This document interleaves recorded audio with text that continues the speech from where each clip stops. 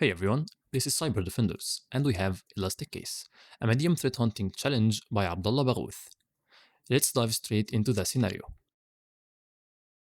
An attacker was able to trick an employee into downloading a suspicious file and running it. The attacker compromised the system, and along with that, the security team didn't update most systems. The attacker was able to pivot to another system and compromise the company. As a SOC analyst, you are assigned to investigate the incident using Elastic as a SIEM tool and help the team to kick out the attacker. Let's jump right into the lab. Upon starting, we can see an icon, which is our entry point to the lab. Once we click it and log in using the default credentials,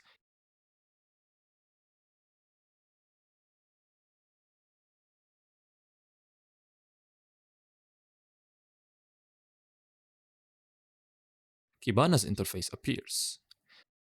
Let's start our investigation. Our first clue comes as a question. Who downloads the malicious file which has a double extension? To answer this, we will head to the Elastic Security section, which is our gateway to the SIEM solution.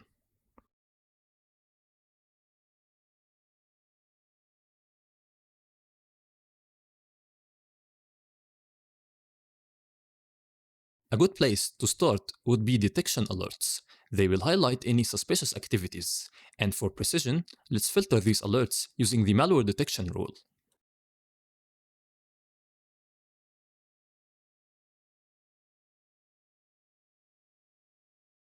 Going through the filtered results, one entry stands out.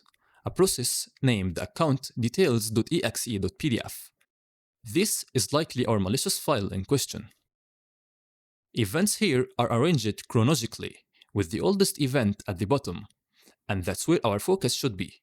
By selecting the View Details option for this event, we are presented with an overview of the malicious file. This overview not only gives us crucial data about the file, but also reveals our flag, which is the username.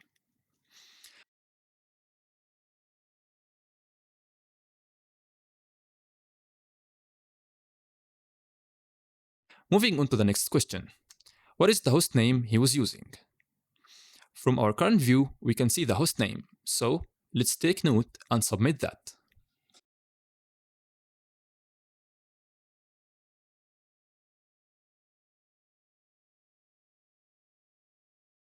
For question number 3, what is the name of the malicious file?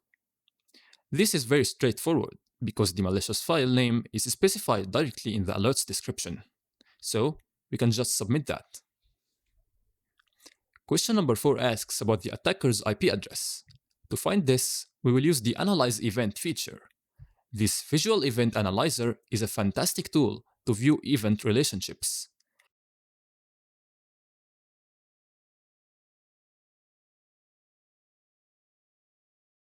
Under the malware process, there are 4 related events. To identify the attacker's IP, our focus will shift to the network events. Although there are 11 network events, they share the same identifier. And by selecting any one of them, we can dive into its details. And since our malicious file likely reached out to the attacker, the destination IP should reveal the attacker's address.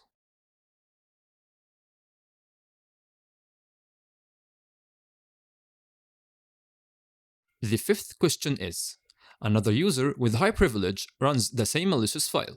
What is the username?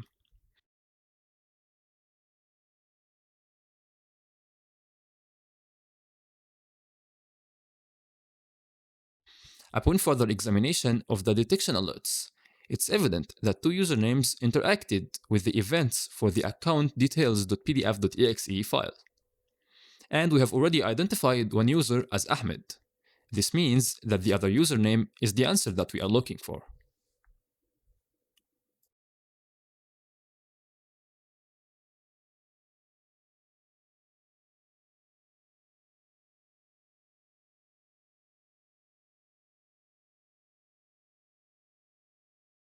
Question 6 says, the attacker was able to upload a DLL file of size 8704. What is the file name?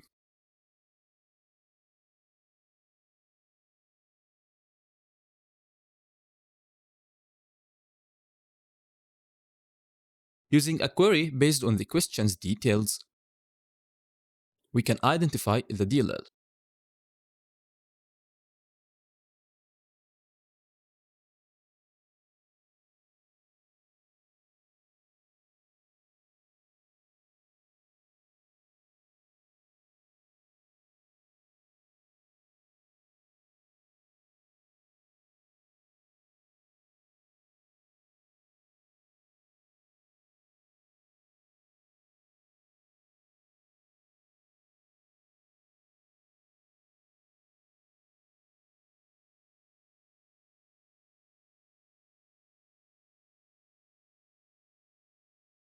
Question 7 says, what parent process name spawns CMD with NT authority privilege and PID of 10716?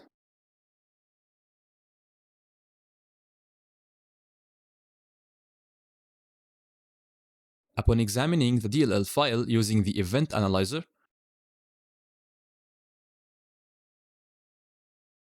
we identify a process named rundll32.exe. This process, commonly exploited by malware to run standalone DLLs, initiated two CMD processes.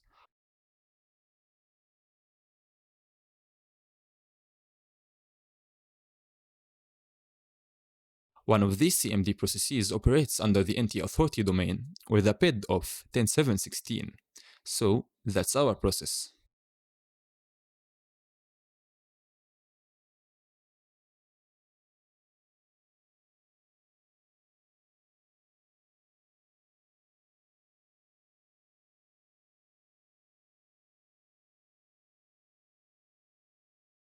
Question 8 says, the previous process was able to access a registry. What is the full path of the registry?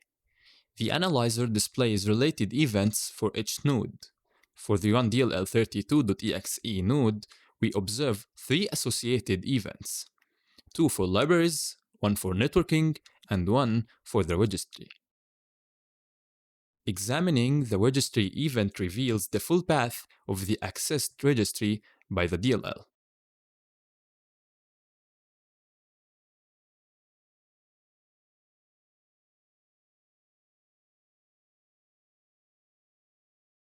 Question 9 says, PowerShell process with PID 8836 changed the file in the system. What was that file name? From our earlier examination of the cmd.exe process, we observed it initiating a PowerShell.exe process, and this process has a PID of 8836, making it the one we're interested in. When we look into its file activity, we find several file events, and the earliest event indicates a file change. And the name of this changed file is our flag.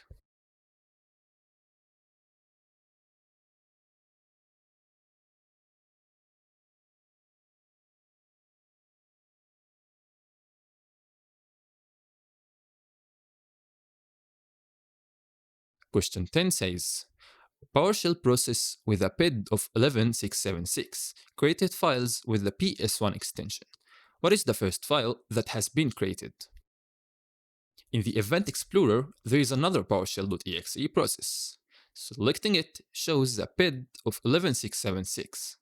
To identify the first file it created, navigate to its file events and check the last entry, which is the oldest event.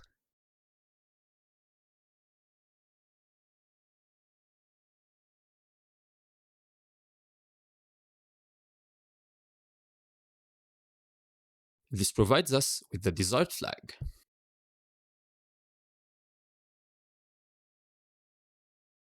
Question 11 says, what is the machine's IP address that is in the same LAN as the Windows machine? To answer this question, we'll first identify the IP of the Windows machine. Clicking on the Hosts Explorer is going to reveal all the hosts and their operating systems.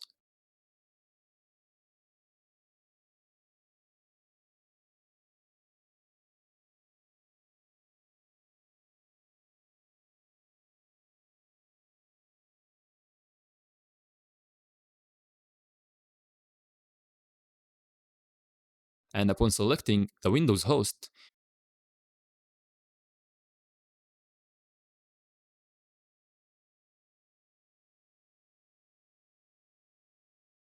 its IP address is visible.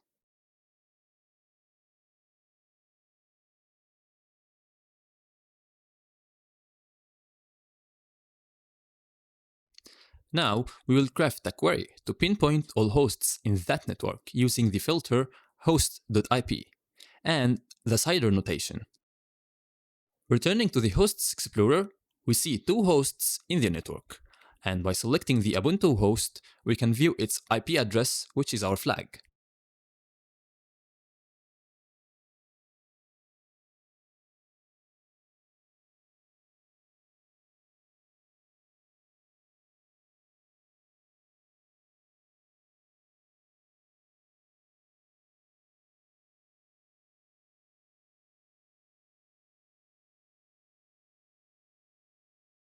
Question 12 says, the attacker logged in to the Ubuntu machine after a brute force attack. What is the username he was successfully logged in with?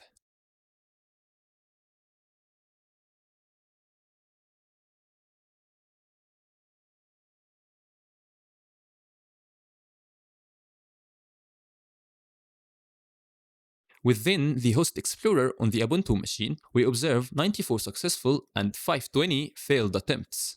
Such a high number of failures hint at a potential brute force attack. To validate this, we delve into the authentication section. Notably, multiple accounts show 48 failures and 0 successes, reinforcing the brute force suspicion. Additionally, the last failed source column points to a specific IP as the source of these attempts.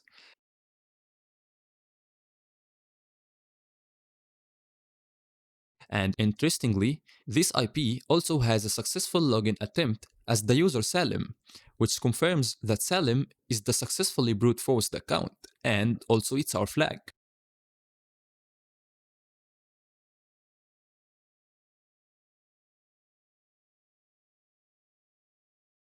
Question 13. After that attacker downloaded the exploit from the GitHub repo using wget, what is the full URL of the repo?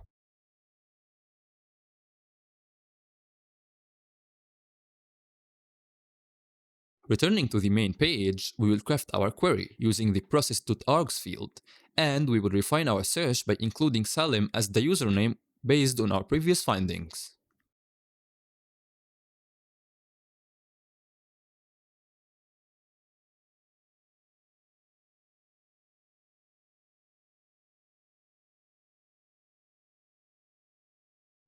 In the events view, we spot 2 events related to the wget process. Using the event analyzer for either event and then clicking on the process node will reveal the process's arguments.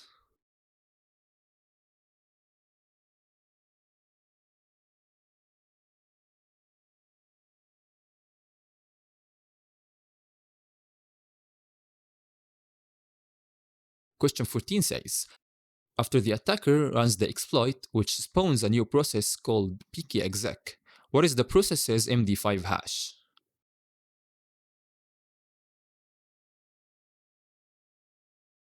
To identify the exploit process, we will search for any system process with the Python exploit script as an argument, which reveals some results. In the event analyzer, I will select the process that has exec in its event.action field. This reveals the pkexec child process, where we can find the MD5 hash in its details.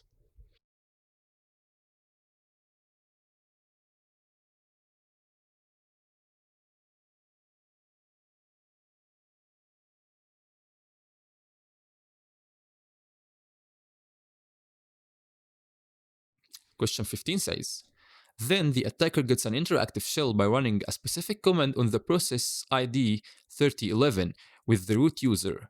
So what is the command?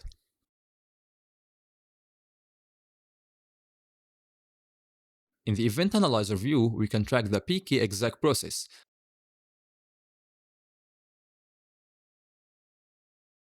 leading us to a bash process with the -i argument, commonly used to initiate an interactive shell. So that's our flag.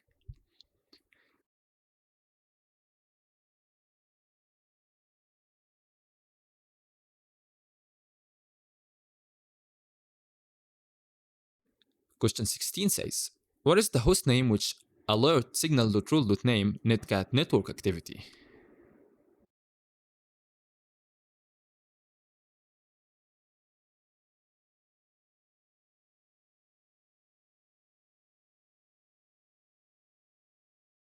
In the alert section, filtering for this specific alert reveals one event. Examining its details, we identify the hostname CentOS, which is our answer.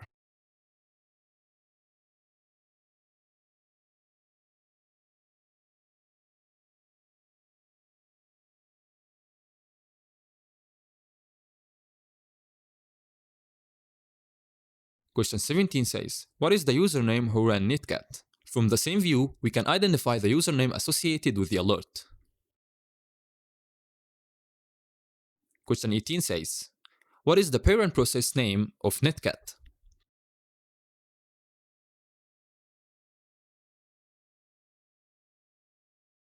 To identify the parent process, we open the event analyzer, which displays Java as the parent to the Netcat process.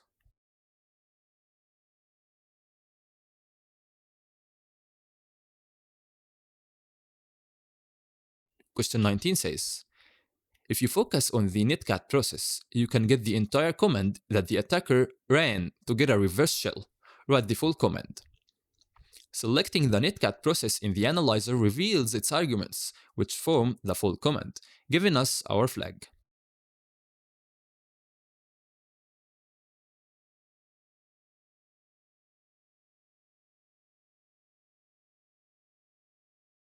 And question 20 asks, from the previous 3 questions, you may remember a famous Java vulnerability. What is it? I just googled famous Java vulnerability and then I put Netcat, and most of the results mentioned Log4Shell, so that's probably our flag.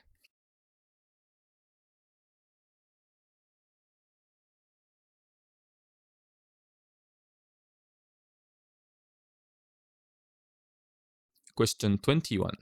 What is the entire log file path of the Solr application? In the analyzer view, one of the Java processes displays 3 file events, and upon inspection, we see a file created at var solr logs solr.log, which is the required log file.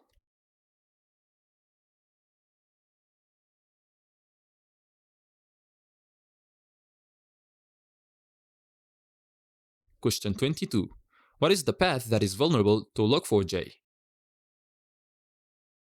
This question is a little tricky since we can only find such log data in Kibana. This is probably because Elastic Seam wasn't configured to index the application-specific log files. We can access these by navigating to Discover, making sure that we have FileBeat selected, which is the data source containing the log files we need. And we will search using the log.file.path filter, which will display some results. From examining the first result more closely, we notice some information in the message field. It is very suspicious as it appears to contain an exploit payload of some sort. We also notice a parameter called path with the value admin/cores, which is the vulnerable path that we need for our flag. Question 23. What is the getRequest parameter used to deliver the log4j payload? Examining the message field again, we observe that the payload is assigned to a foo parameter. So that's our flag.